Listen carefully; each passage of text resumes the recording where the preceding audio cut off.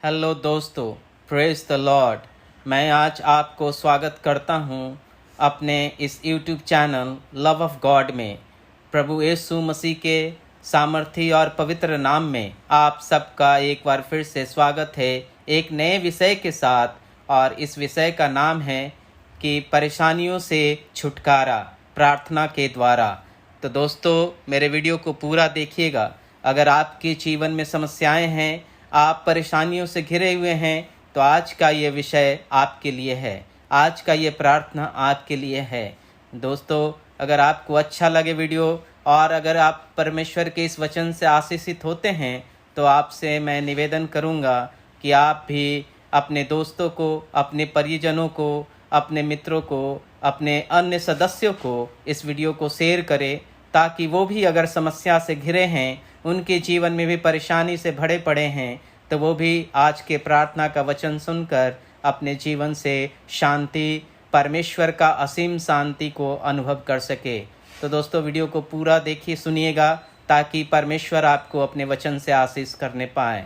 आइए हम शुरू करते हैं बिना देर किए आज का ये वचन। प्रिय भाइयों एवं बहनों, अगर आपको मेरा प्रार्थना वाला चैनल आपको अच्छा लगता है, अगर ये चैनल लव ऑफ गॉड आपके जीवन में आशीष को प्रकट करता है, परमेश्वर को वचन सुनकर आपके जीवन में शांति आती है, तो आप ज़रूर नीचे दिए गए सब्सक्राइब बटन और घंटी वाले बटन को दबाएं, ताकि जब भी नया वीडियो मैं डालूं तो आपके पास उसका नोटिफिकेशन पहुंच जाए। तो चलिए दोस्तों, अब देर नहीं करता हूं और नए टॉपिक के हिसाब से, विषय के हिसाब से आज का प्रार्थना शुरू करता हूं। मेरे प्रिय भाई एवं बहनों, आप जानते हैं कि जो भी वचन मैं बांटता हूँ वो मेरा नहीं, लेकिन हमारे पवित्र शास्त्र बाइबल के रोशनी में मैं बांटता हूँ। तो आज जो वचन हमने चुना है वो भजन संहिता 43 अध्याय का 1 से लेकर 5 तक का है। तो आइए हम एक एक करके इन वचनों की ओर चलते हैं और सीखते हैं कि परमेश्वर, ये जो भजन लिखने वाला व्यक्ति है, वो किस प्रकार से अपने जीवन के परेशानियों से बाहर निकलता है, वो किस प्रकार का प्रार्थना करता है कि उसको परमेश्वर उसके जीवन के परेशानियों से छुटकारा देते हैं। तो आइए चलते हैं। भजन संहिता 43 अध्याय का पहला वचन। हे परमेश्वर, मेरा न्याय चुका और विधर्मी जाति से मेरा मुकदमा लड़, मुझको छली और कुटिल पुरुष से बचा। यहाँ साफ साफ वो लिख रहा है, अपनी बातें परमेश्वर को बता रहा है। वो तकलीफ में है, वो हो सकता है कि समस्याएं में पड़ा हुआ है, इसलिए परमेश्वर से कहता है कि हे परमेश्वर, मेरे तरफ से आप लड़िए। मैं निर्बल मनुष्य हूँ, मैं अपने शत्रुओं का सामना नहीं कर सकता हूँ, इसलिए आप मेरे तरफ से लड़ने वाला हो जाइए। मुझको छली और कुटिल पुरुष से बचाइए। वो हो सकता है कि वो ऐसे लोगों से घिरा है जो सिर्फ छल करने वाला हो, जो कुटिलता को रचता हो। इसलिए भजन लिखने वाले ने यहाँ लिखा है कि हे परमेश्वर, मुझे ऐसे लोगों से बचाइए जो छल करने वाले हैं, कुटिल बुद्धि के हैं। दूसरा वचन की ओर चलते हैं। यहाँ लिखा है, क्योंकि हे परमेश्वर, तू ही मेरी शरण है, तूने मुझे क्यों त्याग दिया है। बहुत स्पष्ट के साथ भजन लिखने वाले ने यहाँ पर लिखा है, परमेश्वर से कह रहा है, हे मेरा परमेश्वर, तुझे छोड़कर मेरा कोई नहीं है। मैं जाऊं तो जाऊं किसके शरण में, तेरे ही शरण के सिवाय मेरा और कोई नहीं है, तू ही मेरा शरण स्थान है। दोस्तों, मेरे प्रिय भाई बहनों, आपके जीवन का भी शरण स्थान सबसे पहले वो अनादि पर ब्रह्म परमेश्वर होना चाहिए।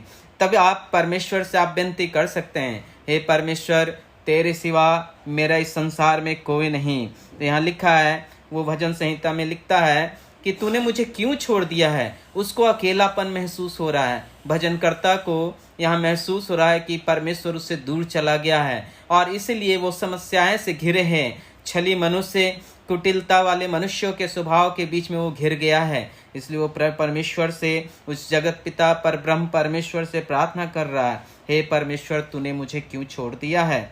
आइए तीसरे वचन की ओर चलते हैं। तीसरा वचन में इस प्रकार से लिखा है, अपने प्रकाश और अपनी सच्चाई को भेज, वो मेरी अगुवाई करे। वो विनती कर रहा है। यहाँ जो भजन करता है वो कह रहा है, हे मेरे परमेश्वर, हे मेरे जगत पिता, हे मेरे अनादि परमेश्वर, हे सनातन काल से ईश्वर रहने वाले ईश्वर, तू ही सच्चा और तू ही सच्चा ईश्वर है। तू अपना प्रकाश और अपना सच्चाई को मेरे ऊपर प्रकट कर।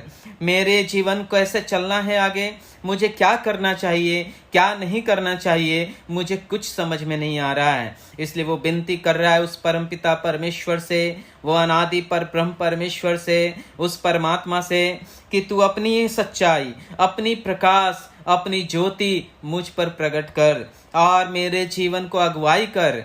मुझे बता कि मैं कैसे इससे बाहर निकलूं, तू बता, क्योंकि तेरे सिवा मेरा बताने वाला कोई नहीं है। आगे यहाँ लिखा है तीसरे पद में ही, वो ही मुझको तेरे पवित्र पर्वत पर और तेरे निवास स्थान में पहुँचाए। जो आप प्रकाश और ज्ञान मुझे देंगे परमेश्वर, यहाँ भजन करता कहता है कि जो प्रकाश और ज्ञान आप मुझको देंगे, मेरे जीवन को ऐसे अगुवाई कीजिए कि मैं आपके उस पवित्र स्थान पे चला जाऊं। आपके पवित्र स्थान में जाने का तात्पर्य क्या है? पवित्र स्थान में जाने का अर्थ है कि मैं आपके साथ रहने पाऊं, मैं आपकी उपस्थिति में रहने पाऊं। यहाँ भजन करता बहुत स्पष्ट से कह रहा है कि मैं आपके साथ समय बिताना चाहता हूँ। इस संसार के परेशानियों से तंग आ चुका हूँ। हे मेरे परमेश्वर, मैं आपकी उपस्थिति में बैठना चाहता हूँ। इसके लिए मेरे जीवन को अगुवाई कर, इसके लिए अपनी ज्योति को मेरे ऊपर चमका, इसके लिए अपनी सच्चाई को प्रकट कर।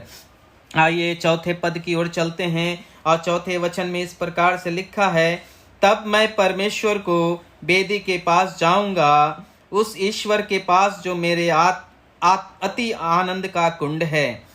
तो यहाँ साफ साफ लिखा है कि जब आप परमेश्वर मुझे ज्ञान देंगे, जब आप अपना ज्योति चमकाएंगे, जब आप अपने प्रकाश को मुझ पर उड़ेलेंगे, तब मैं आपके नजदीक आऊंगा, आपके उस आनंद के कुंड में जाऊंगा जहां असीम शांति, असीम प्रेम और असीम सुकून है। हे मेरे परमेश्वर, तू मेरे पास आ, मैं उसी आनंद में डूबना चाहता हूँ। आपके उस पवित्र और अलौकिक आनंद में रहना चाहता हूँ। इस संसार के कुटिल लोगों के बीच में मैं नहीं रहना चाहता, इस संसार से परेशानियों से घिरा नहीं रहना चाहता। हे मेरे परमेश्वर, तू मुझे छुटकारा दे। और कहता है चौथा पद में आगे और लिखता है, हे मेरे परमेश्वर, हे मेरे परमेश्वर, मैं बीना बजाकर तेरा धन्यवाद करूंगा। हे प्रभु, मुझे ऐसा बना दे कि मैं हमेशा गीत और संगीत के द्वारा तेरा धन्यवाद करूं। मैं अलग अलग वाद्य यंत्र बजाऊं। यहाँ लिखा है वीणा बजाऊं। आप जो भी वाद्य यंत्र जानते हैं उसको बजाकर परमेश्वर को धन्यवाद कर सकते हैं। प्रभु यहाँ कहता है, भजन लिखने वाले ने साफ साफ कहा है कि मैं आपका धन्यवाद करना चाहता हूँ, मैं आपकी महिमा करना चाहता हूँ, मैं आपकी स्तुति करना चाहता हूँ, मैं आपके सानिध्य में बैठना चाहता हूँ, मैं आपकी उपस्थिति में बैठना चाहता हूँ। हे मेरे परमेश्वर, मैं तेरा धन्यवाद कर सकूं, इसलिए तू अपनी उपस्थिति के नीच, अपनी उस असीम आनंद के कुंड में मुझे लेकर चल। मुझे इस संसार के परेशानियों से निकाल कर अपने असीम शांति, वो शांति जो समुद्रों से भी बड़ा है, वहां लेकर चल परमेश्वर। और आखिरी और 5वें पद में भजन करता लिखता है, हे मेरे प्राण, तू क्यों गिरा जाता है, तू अंदर ही अंदर क्यों व्याकुल है। यहाँ भजन करता बहुत स्पष्ट से लिख रहा है, वो अपनी व्याकुलता, अपनी चिंता, अपने परेशानियों से जो दुख और तकलीफ में झेल रहा है, अपनी चिंताओं से जो घिरा हुआ है, अपने मन में जो बेचैनी महसूस कर रहा है, उसको अपने परमेश्वर के सामने प्रकट कर रहा है। वो कह रहा है कि मेरा मन व्याकुल है परमेश्वर, मैं सदा चिंतित रहता हूँ, मैं सदा परेशानियों से घिरा रहता हूँ। मेरे प्रिय भाइयों और बहनों, क्या आप भी परेशानियों से घिरे हैं? क्या आप भी चिंता में डूबे रहते हैं? तो आपको कहीं और जाने की जरूरत नहीं है, लेकिन उस अनादि पर ब्रह्म परमेश्वर, उस सनातन ईश्वर, उस परमात्मा के नजदीक में आपको बैठने की जरूरत है, जहां आपको असीम शांति, परमेश्वर का अद्भुत प्रेम प्रकट होगा और आप मन से शांत परमेश्वर के उस आनंद के कुंड में आप डूबेंगे। तो क्या आप चाहते हैं कि आपके जीवन का परमेश्वर शांति दे, आपको उस अपने आनंद के कुंड में डुबोए? तो आप भी इन बातों को सीखिए। 5वें पद में आगे भजन करता ये लिखता है, परमेश्वर पर भरोसा रख, क्योंकि वह मेरे मुख की चमक और मेरा परमेश्वर है। मैं फिर उसका धन्यवाद करूँगा। यहाँ साफ साफ लास्ट में लिखता है, अंत में लिखता है कि चाहे संसार में जो कुछ भी हो जाए, ये बातें भजनकर्ता के व्याकुल मन और हृदय से निकल रहा है। ये बातें आपकी और मेरे लिए भी होना चाहिए मेरे प्रिय भाइयों और बहनों, कि चाहे कुछ भी हो जाए, मेरा भरोसा और आपका भरोसा किसी मनुष्य पर नहीं, किसी धन पर नहीं, किसी अपनी शक्ति और बल पर नहीं, लेकिन हमारा भरोसा उस अनंत परमेश्वर, उस अनादि ईश्वर, उस परमात्मा, उस जगत पिता परमात्मा परमेश्वर के ऊपर होना चाहिए, ताकि हृदय से धन्यवाद कर सकें। तो दोस्तों, आप इन सब वचनों को अपने जीवन में लागू करेंगे तो निश्चित ही आप परमेश्वर के उपस्थिति में बैठ सकेंगे, निश्चित ही परमेश्वर के उस असीम आनंद के कुंड में जा सकेंगे, निश्चित ही परमेश्वर आपको समस्याओं से बाहर निकाल सकेगा, निश्चित ही परमेश्वर आपको चिंतित मन को शांत कर पाएगा, व्याकुल मन को शांत कर पाएगा। इसलिए है मेरे प्रिय भाइयों, आज जो वचन आपने सुना है उसके हिसाब से अपने जीवन को शुरू कीजिए और अपने जीवन को प्रकट कीजिए, परमेश्वर के सानिध्य में लेकर जाइए। परमेश्वर आपको असीम शांति देने वाला परमेश्वर है, परमेश्वर आपसे प्रेम करने वाला परमेश्वर है। दोस्तों, आप आइए हम छोटी सी प्रार्थना करते हैं। हे मेरे परमेश्वर पिता, हे जगत पिता परमात्मा, हे अनादि परब्रह्म परमेश्वर, मेरा मन को तू जानने वाला परमेश्वर है, मेरे समस्याओं को तू जानने वाला परमेश्वर है, तू सब कुछ जानता है प्रभु। हे मेरे पिता, हे अनंत आदि परमेश्वर, अनादि काल के परमेश्वर, हे परब्रह्म परमेश्वर, आप मेरी हर परेशानियों को जानते हैं। प्रभु जी, मैं आपसे विनती और प्रार्थना करता हूँ कि प्रभु जितने भी सुनने वाले भाई और बहन हैं परमेश्वर, उन सब के जीवन के परेशानियों से छुटकारा दीजिए। प्रभु यीशु मसीह के सामर्थ्य नाम में हम आपसे मांगते हैं पिता, उनके जीवन से परमेश्वर परेशानी को निकाल कर उनके जीवन में अपनी असीम शांति, अपना प्रेम, अपना सुकून और चिंता रहित मन को कर दीजिए परमेश्वर। उनके व्याकुलता को परमेश्वर आप बाहर निकालिए हे मेरे परमेश्वर, ताकि हम अपने हृदय से, मेरे सभी सुनने वाले प्रिय भाई बहन भी अपने हृदय से आपको धन्यवाद कर सके। धन्यवाद, धन्यवाद, थैंक यू जीसस, हालेलुया। परमेश्वर आपको धन्यवाद देते हैं। मेरी प्रार्थना को सुनने के लिए आदर महिमा सब आपको समर्पित है। ये प्रार्थना हम अपने उद्धारकर्ता प्रभु यीशु मसीह के सामर्थ्य नाम में मांगते हैं। आमीन, आमीन। ए मेरे प्रिय भाइयों बहनों, अगर आपको ये वीडियो अच्छा लगा हो तो ज़रूर अपने लोगों के बीच में बांटिएगा। आप सब शांति और सुकून का जीवन जिए, ऐसी मैं प्रार्थना और कामना करता हूँ। और मैं आपसे प्रार्थना करता हूँ कि आपका जीवन भी उतना ही शांतिपूर्ण हो जितना परमेश्वर आपको शांति देना चाहते हैं। आप सब परमेश्वर के आशीष तले बढ़ने पाए, इसके लिए मैं प्रार्थना करता हूँ। परमेश्वर आप सबको इस प्रार्थना को सुनने के लिए आशीष करे। मिलते हैं अगले वीडियो में, तब तक के लिए स्वस्थ रहिए, शांतिपूर्ण मन से परमेश्वर की स्तुति और आराधना कीजिए।